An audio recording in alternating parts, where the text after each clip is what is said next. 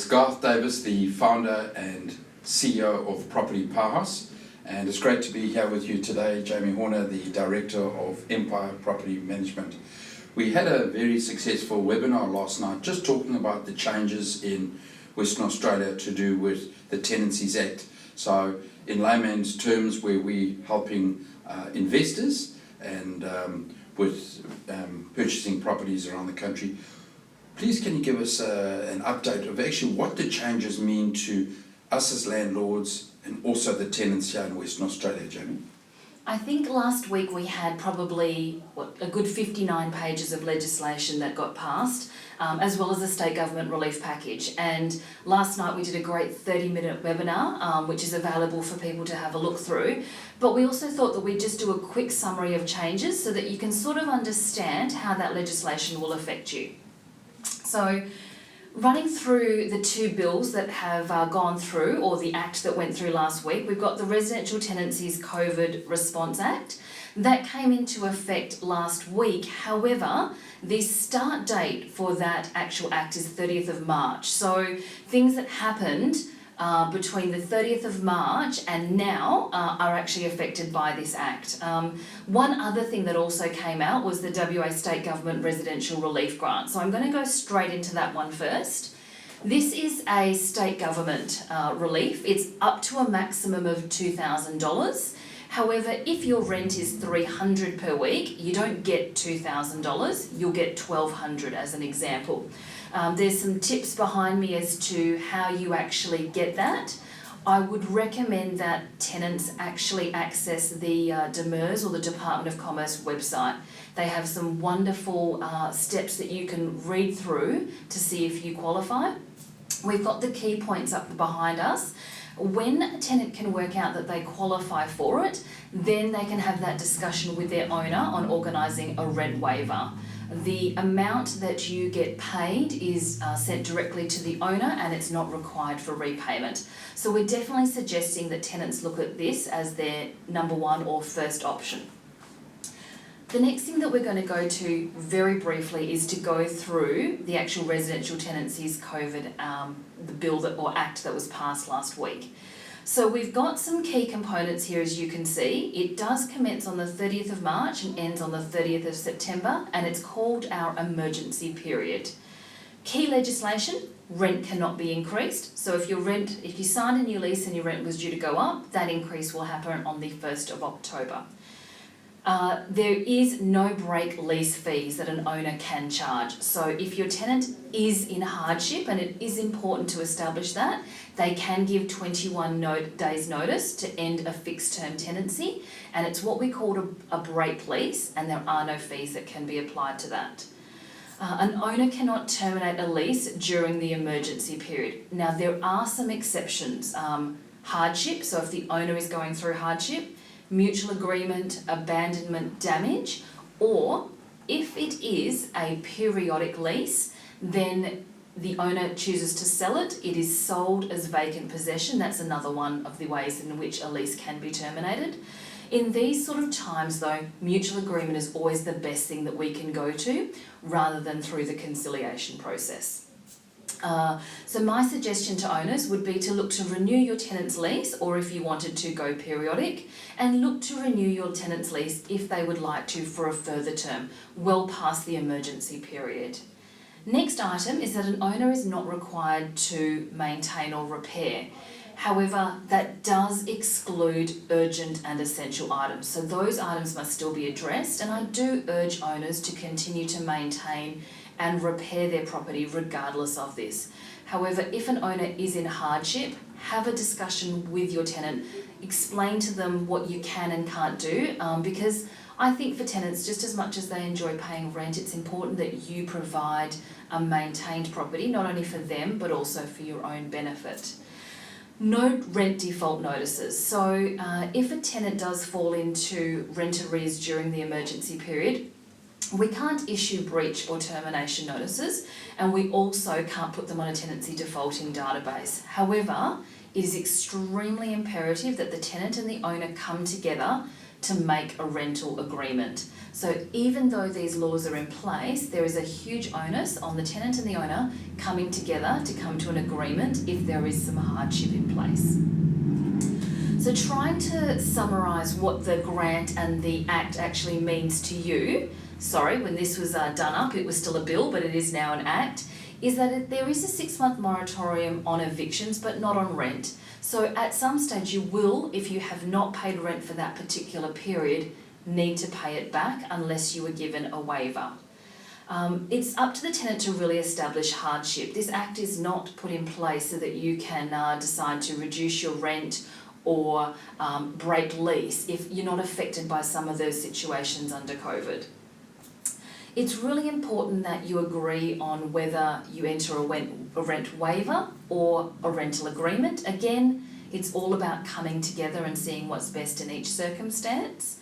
And also too, it's a good idea to enter short rental agreements or waivers. We are doing remarkably well in WA, Garth, I think you'll agree. A lot of restrictions are lifting. We're hoping to see some of our economy rebound. It's the best time for job stimulus and growth at the moment. So short waivers that continue or short deferments that continue to be assessed is always the best option. Communication is the best.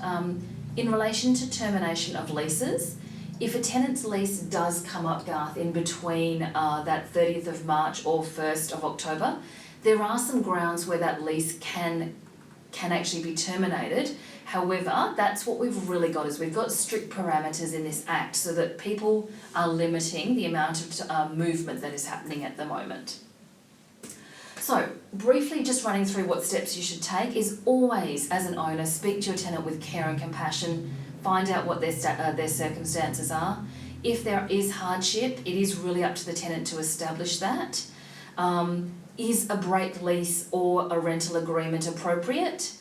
The owner also has to work out what they can afford. You know, there is no reprieve for owners on strata levies, council rates, water rates.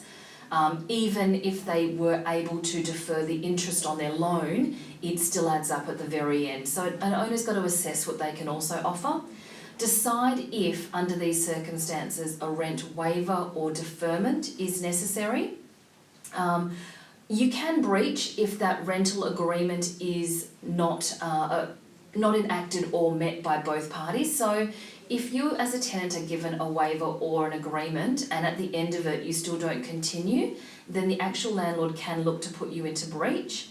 And if possible, if none of the above measures can be met, then it's conciliation. However, at the moment we are still waiting on that Department of Commerce to come together with a conciliation process. You know, this Act was only assented on the 24th of April, so we're still waiting on Department of Commerce to come through and give us a conciliation process, but no one even wins in conciliation. So discussions, coming together, agreeing whether there is hardship on what can be done is the best step.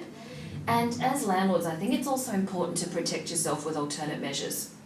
We did a video, Garth, about a month ago, and I think owners were then asked to assess their landlord protection insurance. At the moment, what insurance you've got is what you've got, because I don't think we have many landlord companies offering full policies at the moment. But owners can look to mitigate their loss. Barclay Mears, as an example, is a great debt collection company where owners can pay a very small annual fee, and instead of the actual rent default and tenancy databases, they can also ensure that a tenant meets their obligations as well. So I think, Garth, the most important thing is that conciliation, coming together, even though that this is a long Act and there's state government policies and things are changing, communication is probably the best thing at this stage. Last night, Garth, we did a webinar and there was a lot of active questions from owners. Do you want to summarise what you think are the main concerns? Okay. Well, just before I go there, I just wanted to say, you know, you can see that Jamie and the team here at Empire are exceptionally knowledgeable. They are very good at their work. We've been working closely with Jamie and the team here for the last 12 years, and they are a preferred property management partner of Property Pass. A couple of things just from a sort of macro point of view before we get to the questions.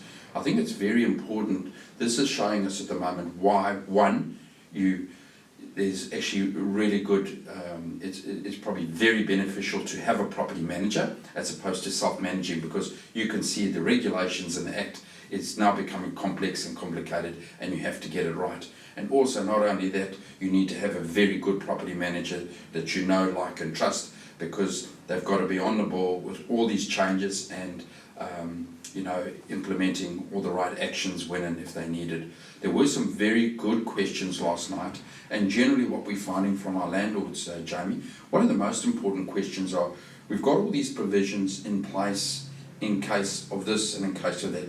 What is actually happening out there regarding tenants at the moment? Are there a lot of tenants that are not paying their rent or in default? What's the reality?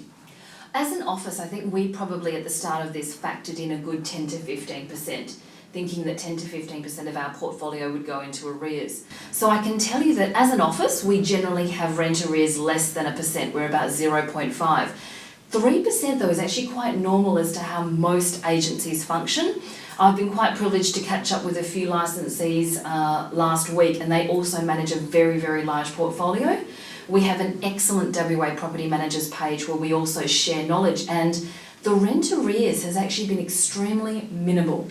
I would probably say across the board less than 5%. So I think what WA is doing, the short lockdown that we had, I don't think there's ever been a better time also for stimulus. Job keepers, job seekers, we're really actually seeing a very small percentage be actually affected. It would be great if some stats could get done, but the feedback from probably a good 10,000 worth of managed properties in WA, for the licensees that I connect with, we're looking at less than 5%. Yeah. And as you were saying with your business, am I right in saying you have about 500 managements? Yes. Okay, so putting that into perspective, 3%, that is only 15 out of 500. So it's not a big problem, and it's not outside the normal sort of trend lines. Again, what you want to have is a good property manager that is keeping on top of these situations and not letting things just run by themselves. So very good with that. The other question that came out is, with these changes that are happening at the moment, are you seeing a lot of landlords actually now panicking and selling properties? So of your portfolio, are there lots of landlords that are selling their properties? No. Garth, I must admit, the team did send me an email saying, oh, we've got an agent that's contacted us saying that the owner's popped this property on the market, what should we do? And that's one owner. And I must admit, I thought, oh, I wonder why they're selling in these circumstances. But I can guarantee you that, unbeknown to me, but a week ago, that property's already gone under offer. So one owner has chosen to sell. Obviously, it was, I don't think it was actually even COVID related. It was due to go on the market. They already had the marketing in place. So what has happened is that we've had one sale, and interestingly enough, that property also has gone under offer, even under the tight restrictions that we've had. Well, that's amazing, again. So we're only talking about one property out of 500. So again, it's not something to worry about, and landlords at this point in time don't have to worry that there's this mass sale of investment properties that they have to compete with that are going onto the market. So no, that's really good to know. Is there any other points in closing you think that are important to landlords out there and or tenants? Because what we really want, Chaz, we want it fair for the tenants, we want it fair for the landlords, and I think the bill now has made it a much more level playing field. It does. Look, we definitely had a month period of unknown from I think the 23rd of March when we went into lockdown until the 24th when we had these grants come out. We were all working in unknown and uncharted waters, and I think, the tenant would say, well, what happens with this and what happens with that? We have laws and guidelines. Don't get me wrong, no one wants to get into the nitty-gritty of reading them all. It really just comes down to, one, tenant, make an effort to establish hardship. Number two, landlords, property managers come together and see what can be done. I think something that also people have to understand is that COVID was also probably is masking the fact that we have a low rental stock and a low sales stock. So something that tenants do have to realise is that there actually isn't enough rental properties at the moment. We have constant demand but not enough supply. So rents were due to go up. We're still having multiple people at home opens and multiple applications. So I think that everyone still has to be aware that the Perth market is still very buoyant rental-wise. And that's excellent. And as of this weekend, the home opens will start again as far as sales are concerned. Are they opening up as far as rental inspections are concerned? Are you able to start showing your beautiful properties to prospective tenants? We are, but we're sort of lucky that also we've got the virtual tour and we also don't mind doing them one-on-one. So I think it's also, again, it's an accommodation thing. Some people still want that one-on-one. They don't want more than 10 people showing up to something. We're still only coming out of being able to see one person, 2 people, 3. So I think we will definitely see more opening up and relaxing, but I think it's because WA's done such a good job. And look, just in closing, I want to just say thank you, Jamie, again for sharing your words of wisdom.